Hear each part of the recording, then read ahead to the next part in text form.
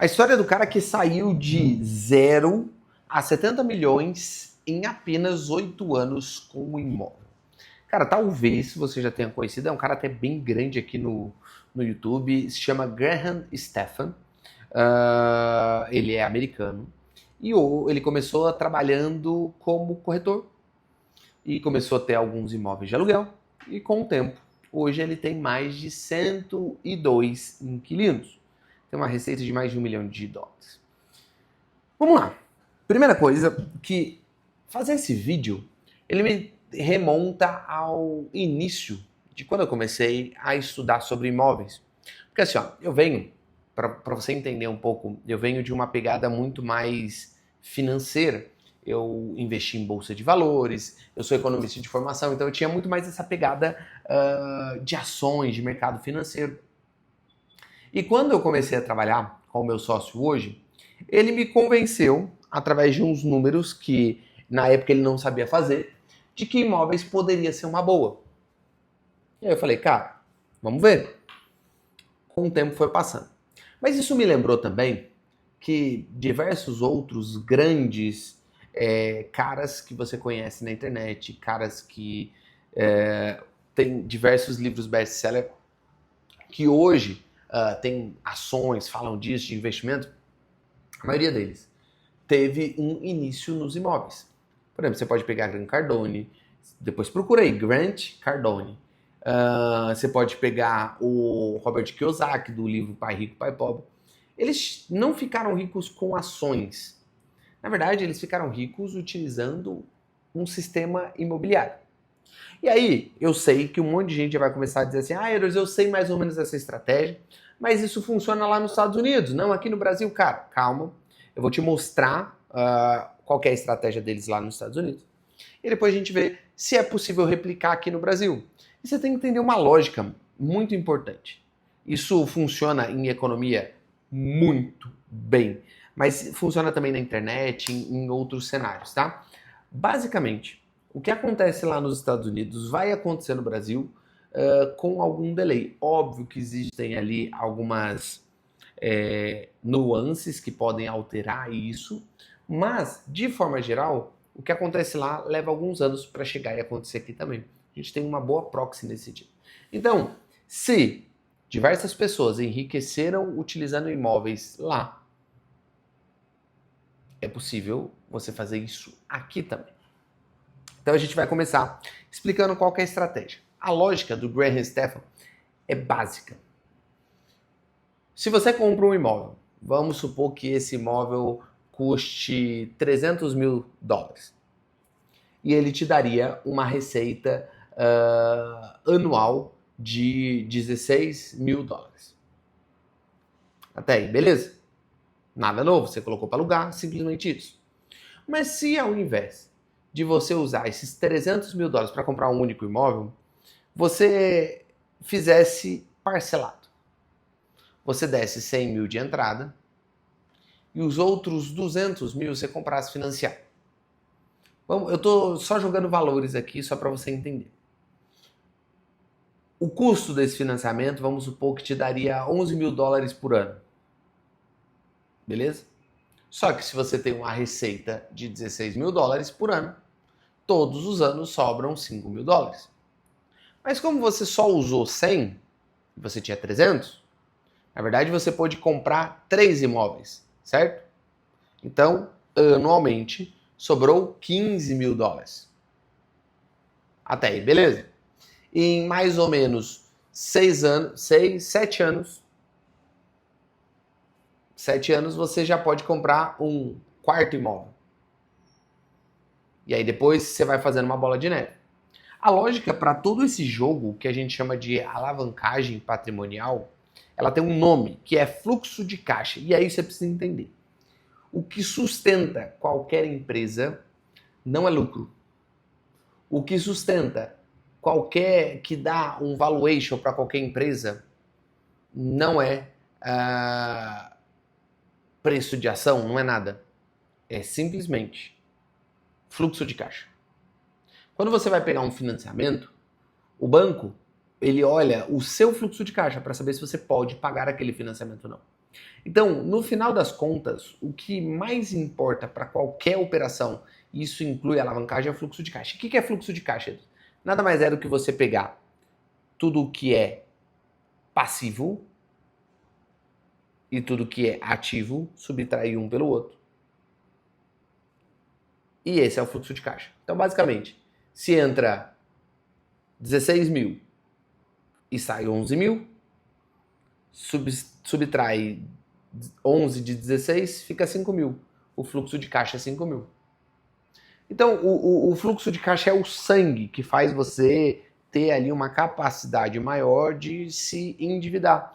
Só que esse endividamento é um endividamento bom. Por quê? Porque ele gera caixa. As pessoas constantemente têm medo quando a gente fala sobre dívida. As pessoas têm medo, não, mas pô, eu sempre ouvi que é ruim ficar endividado. É péssimo ou não, é isso. É porque dívida é ruim, desde que essa dívida seja para comprar um passivo. Só para você entender o que é isso. Se eu me endivido para comprar um iPhone, não trabalho com conteúdo, não faço nada, só para comprar um iPhone porque eu gostei, saiu um novo iPhone lá. Isso não me gera renda, isso não me gera receita. Então ele é um passivo, ele tira dinheiro de mim. Agora, se eu me endivido para comprar um imóvel, ou até mesmo, vamos supor, um carro, e você é Uber, ou você aluga carro para Uber, isso vai te dar uma receita. Então, é um endividamento para ter ativo. Essa é a lógica. Então, se você se endivida para comprar ativos, tá tudo bem. Se você se endivida para comprar passivos, não tá tudo bem. E quando a gente está falando de imóveis com objetivo de locação, a gente está falando de ativos. Por quê? Porque eles geram caixa. Simplesmente assim. Com o tempo, o Graham Stephan, ele não só foi pegando esse fluxo de caixa do ponto de vista da parcela, que sobrava 15 mil por ano, mas ele começou também a pegar uma rentabilidade da valorização do imóvel. Então ele comprou um imóvel de 300 mil. Vamos supor que a valorização em um ano se transformou em 10%, foi de 10%. Então ele teve uma valorização de 30 mil por imóvel. Só que ele tinha 13 imóveis. Então a gente está falando de 90 mil. Ele pegou 90 mil de valorização, mais 15 mil de fluxo de caixa, pronto, 105. Ao invés dele esperar 7 anos para comprar o quarto imóvel, no ano seguinte ele comprava o quarto. Essa é a lógica do jogo. Você conseguir tanto a valorização quanto o fluxo de caixa. Beleza. Edward, mas tem um problema aí. Tudo isso eu entendi, é só eu comprar um imóvel parcelado, colocar ele para alugar. Se o aluguel for maior que a parcela, pronto, eu estou fazendo isso. Mas tem um problema. Essa valorização eu não consigo pegar. O mercado americano ele é ligeiramente diferente. Por que ele é ligeiramente diferente? Porque lá você consegue, por exemplo, refinanciar sobre a valorização. Então vamos supor que eu sou o Graham Stephan e eu comprei um imóvel de 300 mil lá, dando 100 mil de entrada. Se valorizou 10%, eu posso refinanciar aquele valor, ou seja, agora é 330, eu posso refinanciar, claro que existem algumas regras, mas no basicão é isso aqui. Eu posso refinanciar e pegar aqueles 30 na mão. Eu continuo com uma dívida, a dívida até aumentou um pouquinho, dívida bruta, mas agora eu tenho 30 mil na mão. Essa é a lógica do jogo. E aí, com esse valor, você vai e compra mais imóveis. Então tem essa questão. Quando as pessoas chegam e falam assim, tá, Edwards, eu entendi tudo isso. Eu entendi que esse endividamento é bom. Eu entendi que dá para fazer dinheiro com isso. Mas, aqui no Brasil, não dá para fazer esse refinanciamento. De fato, não dá. Você não consegue de uma forma assim satisfatória. Porque, por exemplo, um refinanciamento que você consegue no Brasil tem uma coisa chamada home equity. O que é isso? É você pegar um imóvel que é seu e levantar um crédito nele.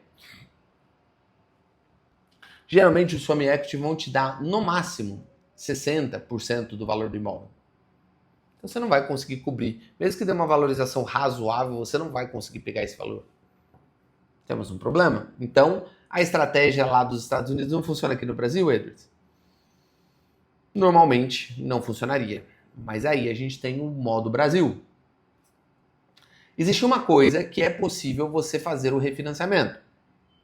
Tem um certo tipo de jeito para se fazer, não é ilegal, é um jeito correto, mas é um jeito que você precisa se adequar a isso. É você utilizar consórcio.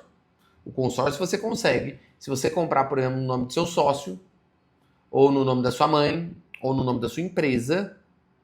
Você consegue comprar de você o seu CNPJ, ou seja, a sua empresa compra de você CPF. E aí essa valorização, essa diferença, você consegue pegar no bolso. É possível fazer isso. Legal. Mas, Edwards, os custos envolvendo essa operação não compensa eu fazer essa aquisição, essa transferência, essa utilização de consórcio, porque eu vou estar vendendo, então eu vou ter que pagar imposto, eu vou ter que pagar documentação. E aí que entra uma segunda máxima dos imóveis, que é o quê? Nos imóveis, o maior lucro não está na venda, não está na operação que você faz, mas na compra. Então, o melhor jeito de você fazer é comprar um imóvel muito barato, porque quando você for fazer a operação, mesmo que você não venda tão bem, você ganhou uma grana. Então, o que é possível você fazer? Pensa que você entre em algum imóvel de leilão que custe 100 mil reais.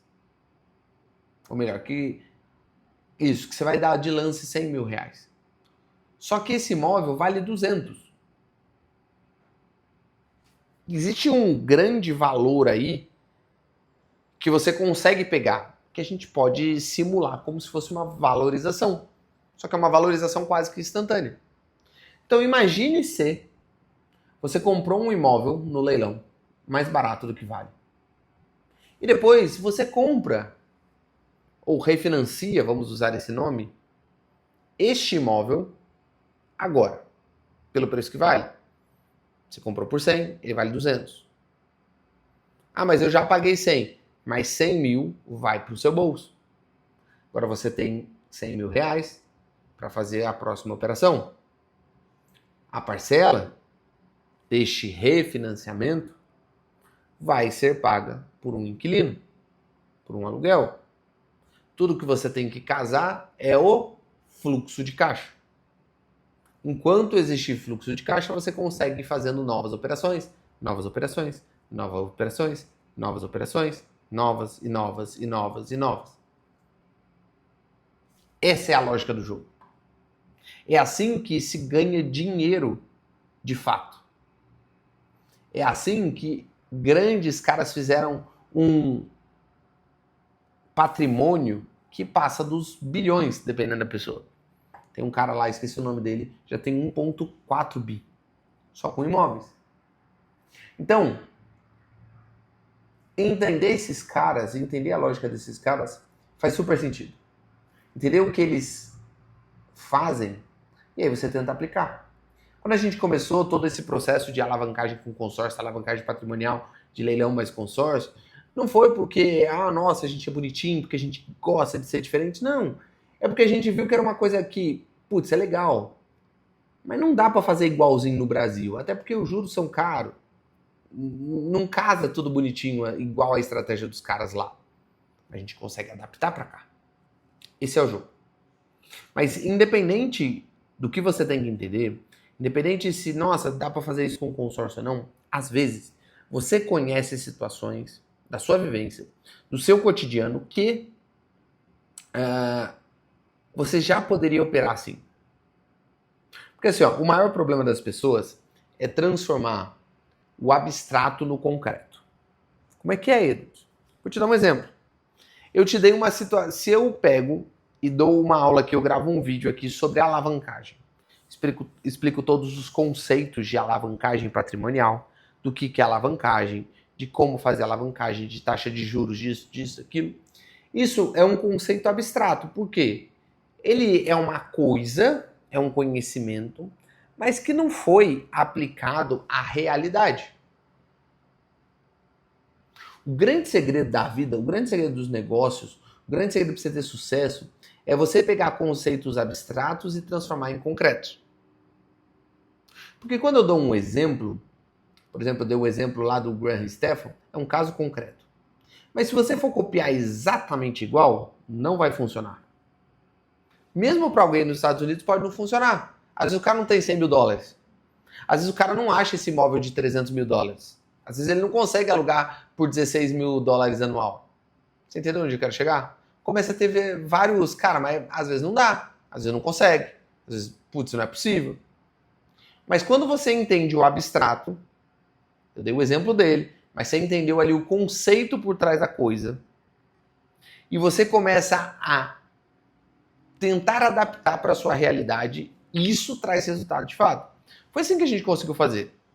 O consórcio era uma coisa que a gente já fazia. A gente já levantava capital de giro para pessoas que tinham, para empresas que tinham imóveis, mas precisavam de grana. Então ela refinanciava, tipo, eu lembro de um caso bem anedótico para isso. Era um cara que tinha 15 milhões em alguns imóveis. A empresa, ele tinha alguns no patrimônio pessoal e alguns na empresa. E ele precisava de um novo investimento em algum maquinário, alguma coisa assim. Era uma empresa de borracha. Era alguma coisa de borracha, talvez seja pneu, não lembro. Mas ele precisava de um investimento que ia ser alguns milhões. Eu acho que 3 ou 2 milhões, ou 4 milhões, eu não lembro. Ele utilizou um dos imóveis dele para levantar esse crédito. Ele levantou um capital de giro. Isso não deixa de ser uma alavancagem. Por quê? Porque ele pegou uma dívida para pagar um ativo. Por que um ativo? Porque esse ativo, essa máquina, geraria receita e aumentar a produtividade da empresa dele. Isso é um conceito básico que toda empresa usa.